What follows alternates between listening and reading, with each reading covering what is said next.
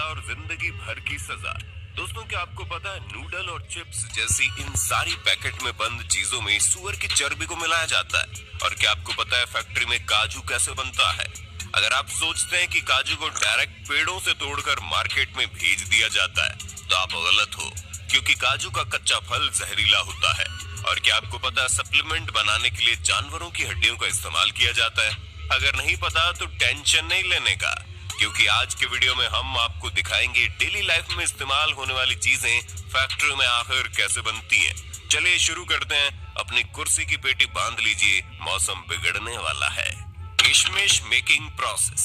दोस्तों, किशमिश कितना फायदेमंद होता है ये तो आपको पता ही होगा, लेकिन क्या आपको पता है जो अंगूर हम बाजार से लाते हैं उनसे किशमिश नहीं बनते?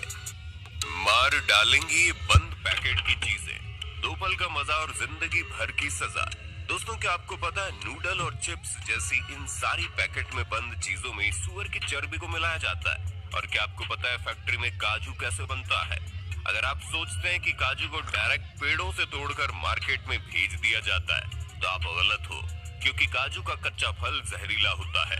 और क्या आपको पता है सप्लीमेंट बनाने के लिए जानवरों की हड्डियों का इस्तेमाल किया जाता है? अगर नहीं पता तो टेंशन नहीं लेने का, क्योंकि आज के वीडियो में हम आपको दिखाएंगे डेली लाइफ में इस्तेमाल होने वाली चीजें फैक्ट्री में आखिर कैसे बनती हैं। चलिए शुरू करते हैं। अपनी कुर्सी की पेटी बांध लीजिए, मौसम बिगड़ने वाला है। किशमिश मेकिंग प्रोसेस। दोस्तों, किशमिश कितना फायदेमंद होता है ये तो आपको पता ही होगा, लेकिन क्या आपको पता है जो अंगूर हम बाजार से लाते हैं उनसे किशमिश नहीं बनते? अगर आप उन अंगूर से किशमिश बनाने की कोशिश करोगे तो अंगूर ऐसे ही खराब हो जाएंगे। दोस्तों, भारत में अर्कावती और सुल्ताना इन्हीं दो अंगूर की किस्मों से किशमिश बनाई जाती है। तो दोस्तों, किशमिश बनाने के लिए सबसे पहले इन अंगूरों की खेती की जाती है, और जब ये सारे अंगूर पक जाते हैं तब बारी आती है इनकी हार्वेस्टिंग की, जिसके लिए वर्कर सभी अंगूरों के गुच्छों को तोड़ तोड़ कर कैरेट में भरते जाते हैं, जिसके बाद इन्हें गाड़ी पर लोड करके प्रोसेसिंग एरिया में लाया जाता है। और फिर इन अंगूरों से भरे कैरेट को बारी बारी से इथाइल ओलिएट और पोटेशियम कार्बोनेट के मिक्सचर में डुबोकर 3 से 5 मिनट तक छोड़ दिया जाता है।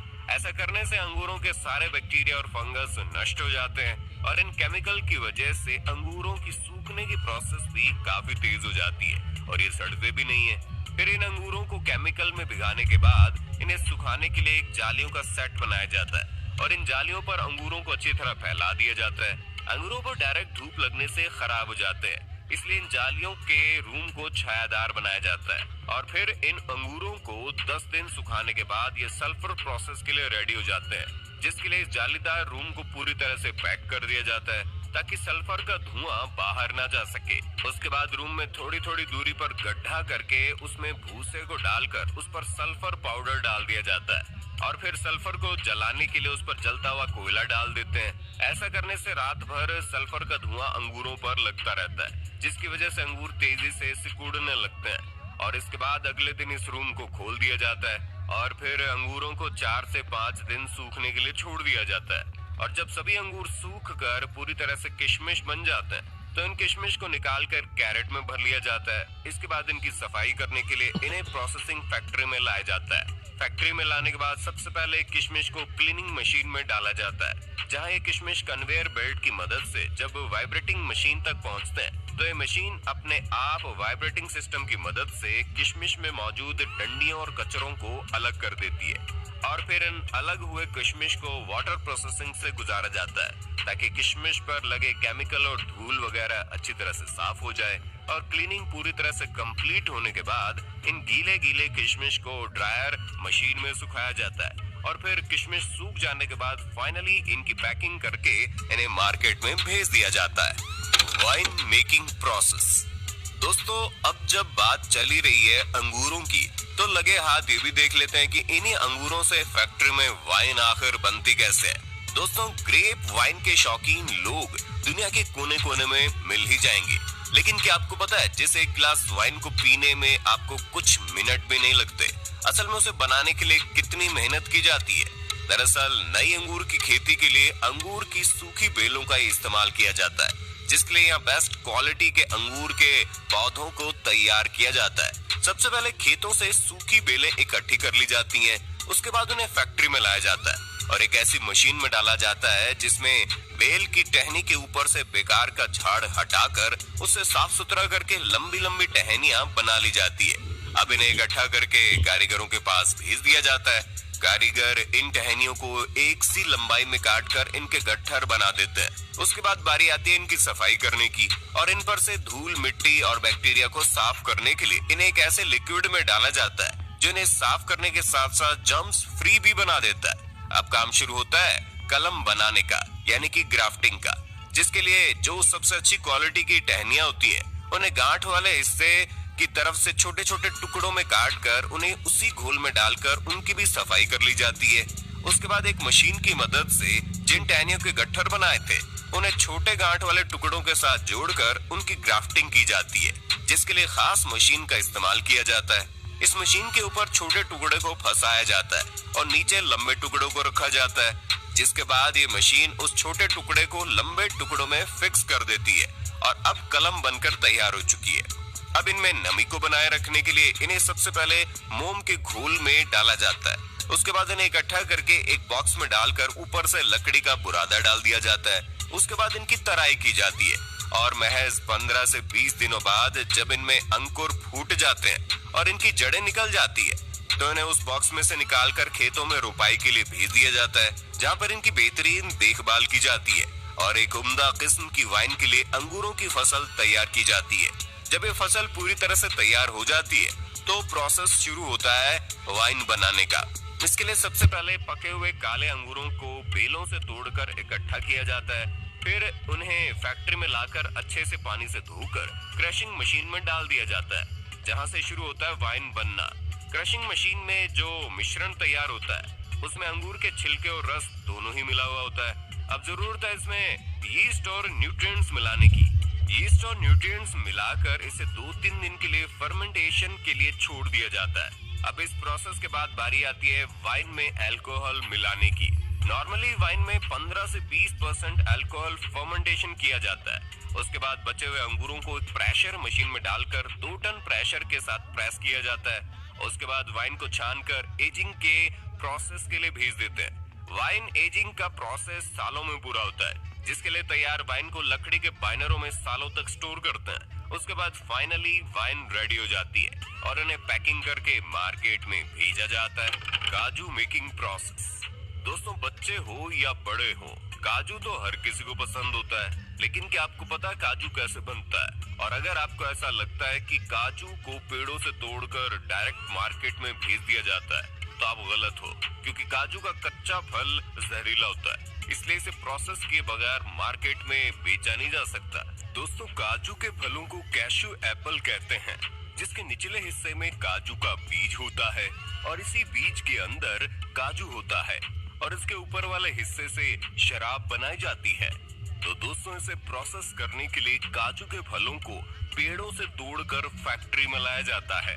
फैक्ट्री में सबसे पहले काजू के फलों से काजू के बीजों को अलग किया जाता है और फिर इन बीजों को 3 से 4 दिन तक धूप में सुखाया जाता है। उसके बाद इन सूखे हुए काजू के बीजों को हाई टेम्परेचर स्टीम के जरिए बॉईल किया जाता है। ऐसा करना जरूरी होता है क्योंकि इसके अंदर जहरीला केमिकल होता है जो कि बहुत ही खतरनाक है।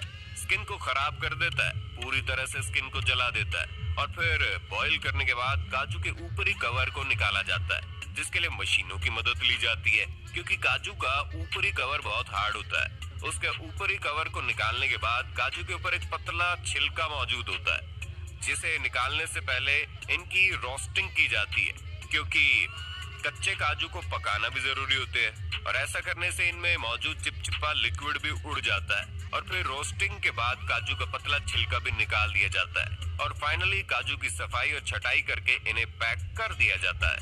साबुन मेकिंग प्रोसेस। दोस्तों, साबुन का इस्तेमाल तो हर कोई करता है, लेकिन किसी को ये नहीं पता होता कि आखिर फैक्ट्री में साबुन बनता कैसे है।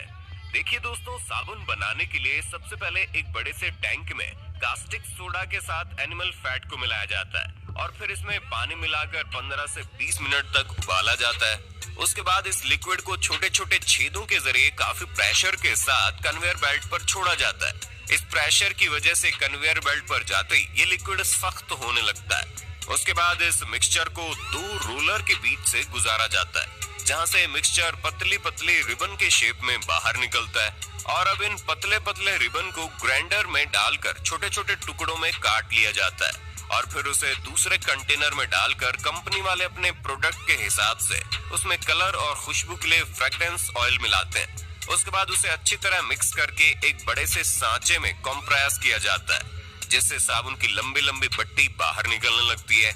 और फिर एक कटर मशीन इन साबुन की लंबी लंबी बट्टियों को छोटे छोटे हिस्सों में काट देती है। उसके बाद कंपनियां अपनी अपनी कंपनी के हिसाब से साबुन पर ब्रांडिंग करके उन्हें पैक कर देते हैं। Polyester cloth making.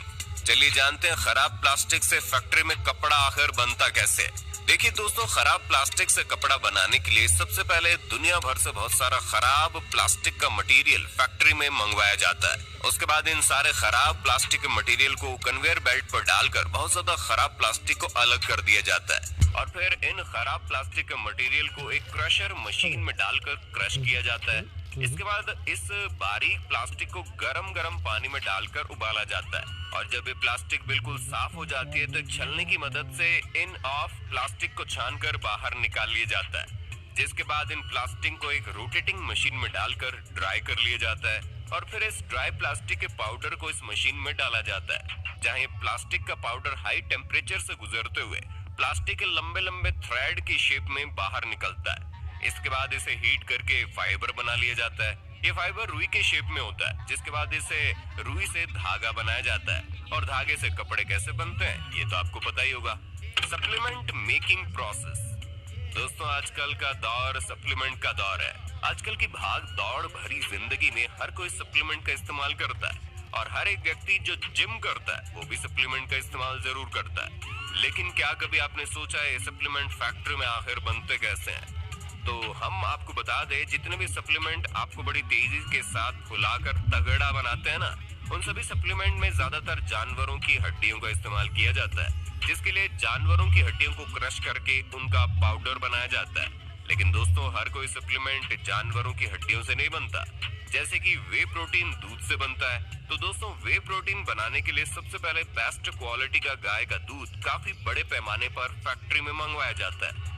उसके बाद इस दूध में एंजाइम्स मिलाकर प्रोसेस किया जाता है, जिससे दही और लिक्विड वे अलग अलग हो जाते हैं और फिर इस लिक्विड को 145 डिग्री पर गर्म करके तुरंत 4 से 5 डिग्री पर ठंडा कर लिया जाता है। इस प्रोसेस को पास्चराइजेशन कहते हैं। ऐसा करने से इसमें मौजूद सभी बैक्टीरिया नष्ट हो जाते हैं। उसके बाद माइक्रो फिल्ट्रेशन और आयन एक्सचेंज की मदद से वे में मौजूद फैट और लैक्टोज को बाहर निकाल दिया जाता है। इसके बाद जो बचता है वो क्लियर वे प्रोटीन होता है, लेकिन अभी तक ये लिक्विड फॉर्म में, इसलिए इसे एक ड्रायर में डाल दिया जाता है। ड्रायर में लगी हॉट एंड कोल्ड एयर इसका पानी सुखाकर इसे पाउडर बना देती है, जिसके बाद हमें मिलता है 90% वे आइसोलेट पाउडर। अब बारी आती है इनकी टेस्टिंग की और टेस्टिंग में पास होने के बाद इनमें फ्लेवर ऐड किया जाता है। इसके बाद इन पाउडर को डिब्बों में भर के ढक्कन लगा दिया जाता है और फिर अलग अलग कंपनियां अपने अपने कंपनी के हिसाब से लेबल और डिटेल्स लगाकर इन डिब्बों को पैकिंग करके मार्केट में भेज देती है। Chips noodles making. दोस्तों, नूडल्स, मैगी, लेज, चिप्स जैसी कई सारी चीजों को बनाने के लिए सुअर की चर्बी का इस्तेमाल किया जाता है। अगर आप इन पैकेट में बंद चीजों को देखेंगे तो इस पर आपको MSG लिखा मिलेगा, जिसका मतलब होता है मोनोसोडियम ग्लूटामेट। दोस्तों, ये MSG सुअर की चर्बी से बनता है। जब ये बात तेजी से फैलने लगी तो कई सारे देशों ने MSG को बैन कर दिया, लेकिन उसके बाद ये चालाक कंपनियां MSG की जगह E631 नाम का इस्तेमाल करने लगी। आज कई सारी कंपनी E631 के नाम पर हमें सुअर की चर्बी खिला रही है। तो दोस्तों, किसी भी चीज को खाने से पहले आपको पैकेट अच्छी तरह से चेक कर लेना चाहिए। और अगर आज के वीडियो में दी गई ये सारी जानकारी आपको अच्छी लगी हो तो वीडियो को लाइक करके चैनल को सब्सक्राइब कर लीजिए और इस वीडियो को अपनी फैमिली में, अपने दोस्तों में ज्यादा से ज्यादा शेयर करें ताकि जानकारी हर किसी को मिल जाए।